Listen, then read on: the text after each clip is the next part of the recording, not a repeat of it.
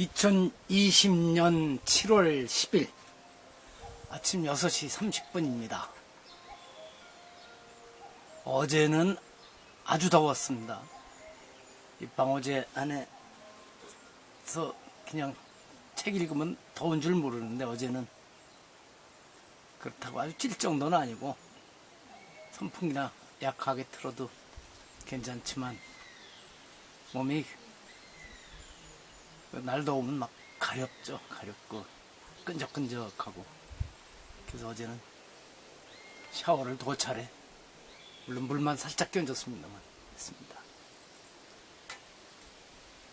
요즘은 계속 거의 책을 못 읽고 손님도 맞이하고 일도 하느라 그랬지만 어제는 그래서 아주 맘먹고 하루 종일 다른 일을 안 하겠다 여기서 책이나 읽겠다 그랬는데 낮에 한 20분 정도 나가서 대문에 지난번에 자꾸만 그 기둥이 쓰러져서 선문형님이 와서 또 용접을 해서 했는데도 불안해서 거기다가 몰타를 쳤습니다. 기둥을 아주 고정시키느라고. 그 한 20분 나가서 하는데도 산모기가 20방은 물은 것 같아요. 좀 무섭습니다. 이 산모기는 보이지도 않습니다. 이게 산속에서 살면서 감당해야 되는 또 얻는 게 있으면 또 잃는 게 있으니까 그렇습니다. 어제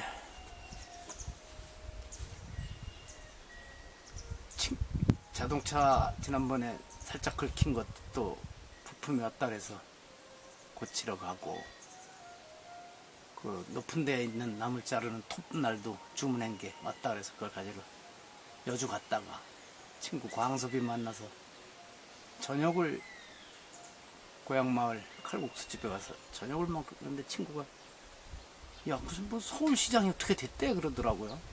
뭔 소리야?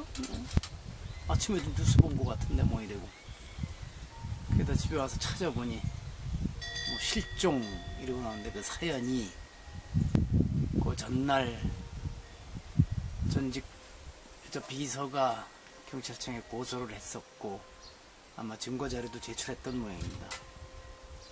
다른 사람들 같으면 또 뭐 그런 뜻이 아니었다 어쩌고 해명을 하거나 아니면 사과 발표하고 정 어려우면 사퇴하는 것으로 다 마무리를 짓겠지만 그래도 이 박원순이라는 사람이 기본 양심이 있는 사람이니까 이게 감당이 안 됐던 모양이에요.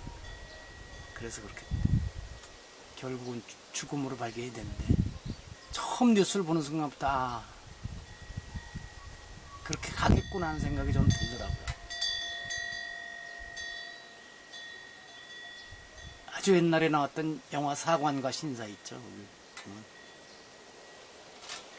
바람둥이는 문제가 안 되는데 순수한 사람은 한 번 저거 한 걸 가지고 감당 못해서 거기서도 보면 결국 자살하는 스토리가 있던데 저는 지금 걱정하는 게 떠나간 사람에 대해서는 잘못이 있든 없든 그 사람이 가지고 있던 100 중에는 아마 90몇 %가 잘한 것도 많을 거고 간혹 잘못한 것도 있을 거고 저도 실은 뭐 그 사람 마음에 안 드는 부분도 있습니다만 어쨌든 이렇게 떠나갔다고 해서 자칫하면 이번에 그를 고소한 전직 여비서를 또 집중 공격해대고 비난의 화살이 엄청나게 쏟아질 것이라고 저는 예상을 합니다. 제발 그러지 말아야 합니다. 아마 어제 박 시장이 실종됐다는 소식서부터 시작해서 마지막 시신으로 발견되고 이런 뉴스에 어쩌면 박 시장의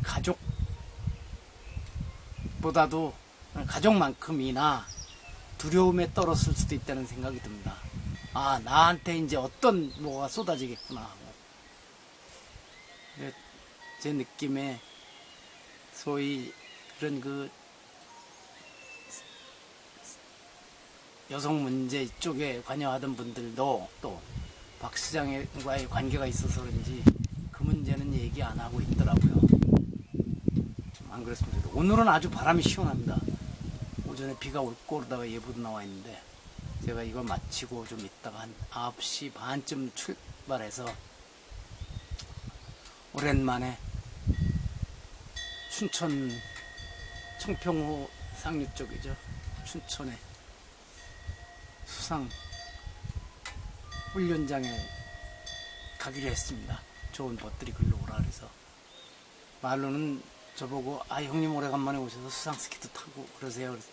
그래서 수상 스키 하고 이렇게 꺼내놨다가 아무래도 조심스러워서 오늘 가서 물만 보고 거기 사람들을 익혀둬서 다음에는 한번 시도를 해보겠습니다. 그리고 2주 전에 다쳤던 손가락이 이것도 이제 거의 다 낫지만 혹시라도 얘 물속에 들어가서 입고 그럴 일은 아닌 것 같아서 그렇게 하겠습니다. 참 사관과 신사 생각이 났습니다. 이 박원순 하여튼 저 거실에 탁자도 싹 정리를 하고 그래도 또 미진하죠. 그 사진을 보고 마성 스님께서 아니 책장에는 책만 꽂혀야지 뭐가 그렇게 많으냐 그랬는데 그게 어쩔 수 없는 여러 가지가 있습니다. 또 너무 또 깔끔한 스타일도 아니고 어제 불교의 중심 철학 읽다가 이런 구절이 들어왔어요. 너무 과도하게 문제를 단순화시켜 오류를 범하는 것. 이게 이제 불교 해석의 문제를 가지고 한 거지만 이게 우리 일상생활에서 자주 범하는 잘못이다. 뭐든지 문제를 아주 단순화시켜서 그러다 보니까 진영이 탁탁 갈라지고 곡선도 아니고 직선으로 딱 갈라서 이쪽 저쪽으로 나누는 이게 심각하다. 특히 나는 앞서 있는 사람이야. 나는 이 세상을 끌고 갈 사람이야. 내가 모두를 지도하고 있어. 이런 스스로를 과대평가하는 사람일수록 모든 사태를 과도하게 단순화시키죠. 그런 오류를 범하죠.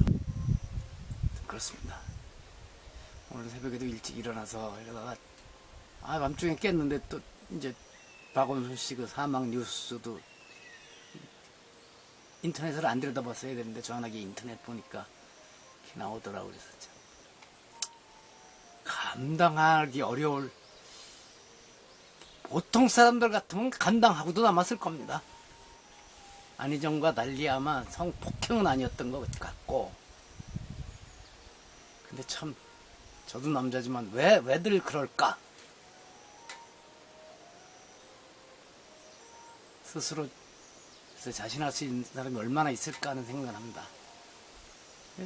저는 그런 얘기합니다. 술집 가서 놀고 그런 거 나도 그래 봤지만 세상에 하지 말아야 될 것이 자기보다 힘을 덜 가진 사람,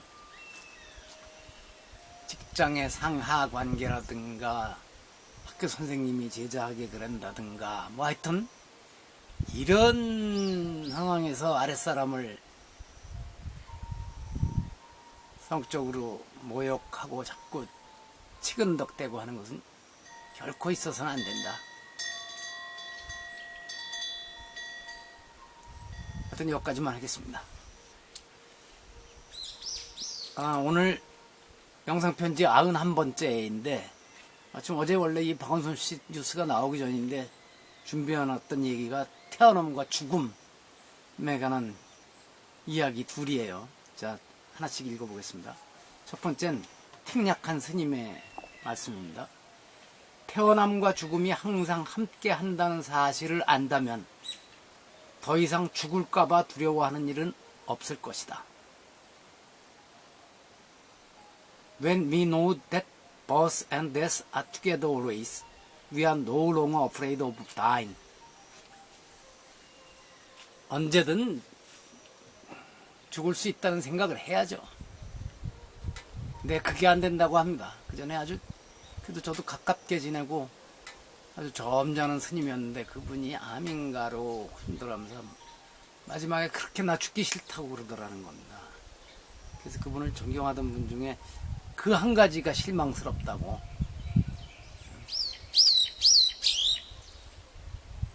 생사에 그걸 넘어서려고 출가를 했던 분인데 나 지금 죽기 싫다고 그렇게 막 울부짖기도 했던 모양입니다. 글쎄 모르겠어요. 저는 마침 이제 특약한 스님의 이 글을로 영상편지 이야기를 끌어가야지 하고 있는데, 그저께 저녁에 읽은 니코스 카잔차키스의 도래 정원에서 이런 대목이 있었어요. 한번 읽어보겠습니다. 우리는 어두운 시면에서 와서 어두운 시면으로 끝나는데 두 시면 사이에 밝게 빛나는 중간지대를 삶이라고 한다. 우리가 태어나는 순간부터 시면으로 돌아가는 과정이 시작된다. 다시 말해 우리는 매 순간 죽어가고 있는 것이다. 이 때문에 많은 사람들이 이렇게 소리쳤다. 삶의 목표는 죽음이다. 하지만 우리는 태어나는 순간부터 그저 죽음만 기다리는 것이 아니라 창조하고 구축하고 물질을 생명으로 바꾸는 투쟁을 시작한다. 이렇게 하여 우리는 매 순간 다시 태어난다. 이 때문에 많은 사람들이 이렇게 소리쳤다. 덧없는 인생의 목표는 영원 불멸이다. 한시적인 목숨을 갖고 있는 살아있는 유기체 내부에는 두 가지 흐름이 교차한다. 하나는 창조, 생명, 영원 불멸을 향해 위로 올라가는 흐름이고, 다른 하나는 해체, 물질, 죽음으로 내려가는 흐름이다. 이 두 흐름은 원초적 본질이라는 저 깊은 웅덩이에서 유래한다. 삶은 처음에는 우리를 놀라게 한다. 그것은 법칙 바깥에 있는 것, 자연에 위배되는 것, 저 영원한 검은 샘물에 역행하는 것처럼 보인다. 하지만 우리는 마음속 깊숙한 곳에서 생명 그 자체는 시작이 없고 또 파괴시킬 수 없는 우주의 힘이라고 느낀다. 위로 올라가고 아래로 내려가는 이 두 상충하는 힘은 성스럽다. 따라서 이 두 거대하고 비시간적이고 불멸의 힘을 포용하여 조화시키는 비전을 확인하는 것, 그리고 이 비전을 가지고 우리의 생각과 행동을 조절하는 것, 이것이야말로 우리의 의무인 것이다.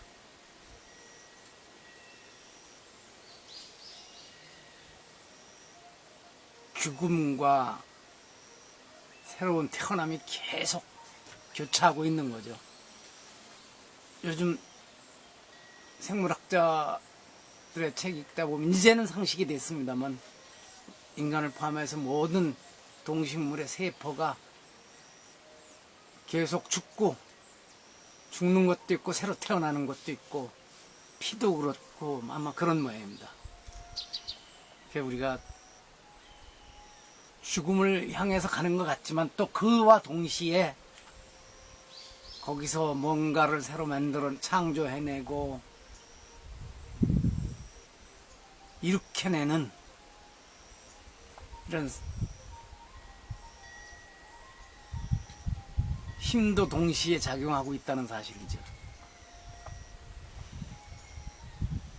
카잔차키스 원래 참 아주 좋은 의미의 종교적이죠. 특정 종교에 속하고 이런 문제가 아니라 우리의 근본 문제를 꿰뚫어 볼 수 있는, 근본을 꿰뚫어 보는 그런 시만이 열린 사람으로다 저는 봅니다. 하여튼 다시 한번 틱약한 스님의 짧은 글을 읽으면서 오늘 91번째 영상편지는 일찍 마치겠습니다.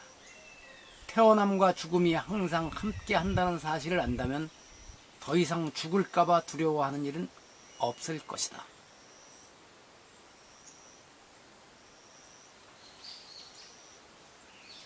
죽음은 두려워하지 않습니다. 그런데 그렇다고 죽음을 미리 찾아가고 싶은 생각은 없습니다. 그것이 내게 다가오면 그때 편안하게 맞아들일까 하는 생각까지는 하고 있습니다. 지금 생각은 그런데 또 나중에는 더 살고 싶은 욕심이 생겨서 뭐 어찌 할지 그건 모르겠습니다. 현재 마음은 그렇습니다. 마칩니다.